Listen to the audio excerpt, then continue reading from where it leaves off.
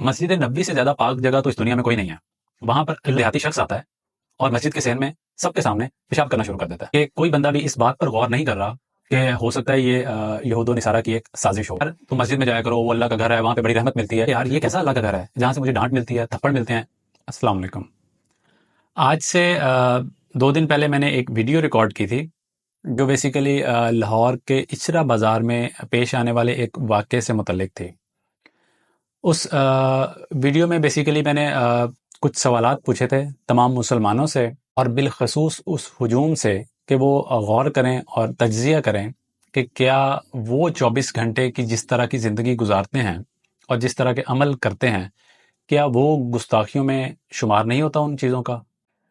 تو بہت سارے لوگوں کا مجھے پیغام آیا، سب جو ہیں وہ اس ہجوم کو برا بھلا کہہ رہے ہیں اور ان کے عمل کو غلط کہہ رہے ہیں، لیکن اس خاتون کے بارے میں کوئی بات نہیں کر رہا، اس کے ڈریس کے اوپر بات نہیں کر رہا، اور یہ ایک یہود و نصارہ کی سازش ہے جس کے تحت یہ سب کچھ کیا جا رہا ہے۔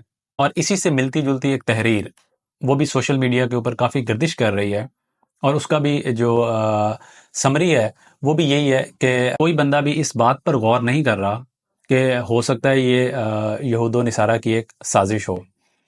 ہم اس سازش کے بارے میں بعد میں بات کرتے ہیں۔ بیسیکلی جتنے بھی لوگ ہیں جنہوں نے اس واقعے کی مذمت کی ہے، ان کا بنیادی مقصد ہمارا بحیثیت مسلمان ایز اے نیشن چیزوں کے اوپر جو ہمارا ریئیکشن ہوتا ہے، جو ہمارا رویہ ہے، اس کی مذمت کرنا ہے کہ ہم کوئی بھی چیز ہمارے سامنے پیش آتی ہے، ہم اس کی تحقیق کیے بنا جو ہے وہ اس کے اوپر چڑھائی کر دیتے ہیں۔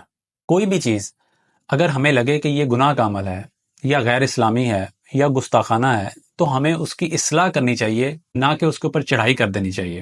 آپ کو میں ایک چھوٹی سی مثال دیتا ہوں۔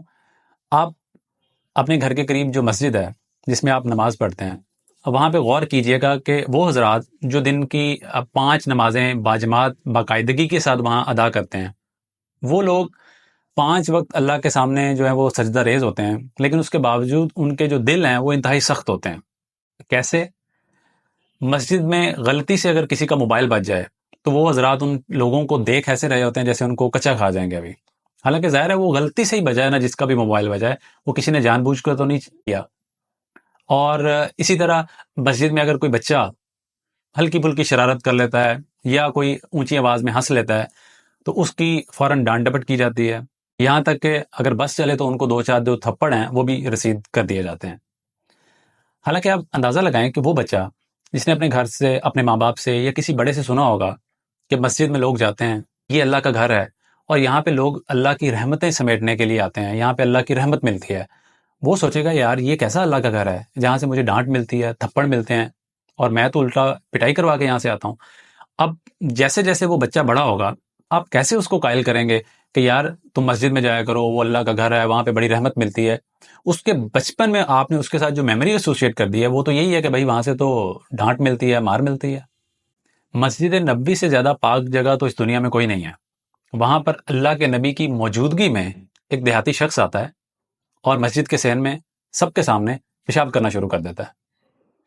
اب صحابہ اس کی جانب بڑھتے ہیں اس کو روکنے کے لیے، اس کی ڈانٹ ڈپٹ یا اس کو مارنے کے لیے، اور اللہ کے نبی اپنے ہاتھ کے اشارے سے سب کو روک دیتے ہیں کہ رک جاؤ۔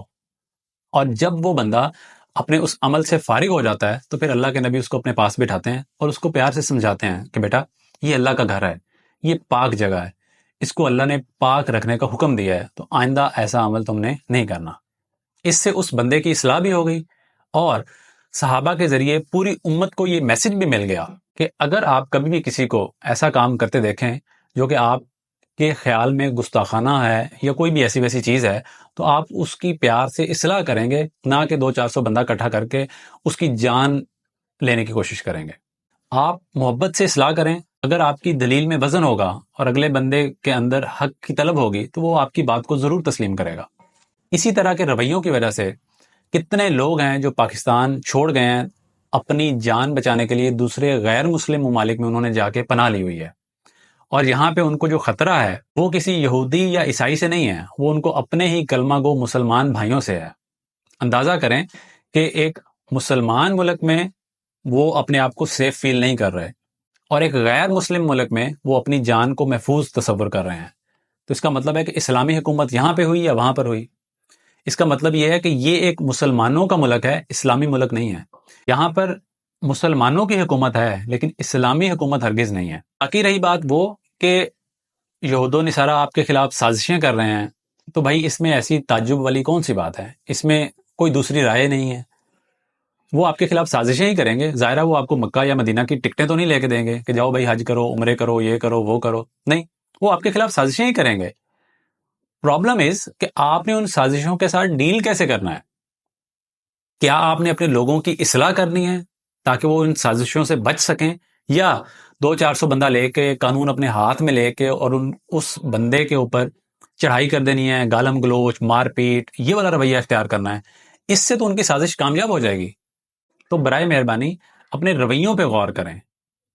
بس یہی وہ چند باتیں تھیں جو میں آپ کی خدمت میں عرض کرنا چاہ رہا تھا۔ السلام علیکم۔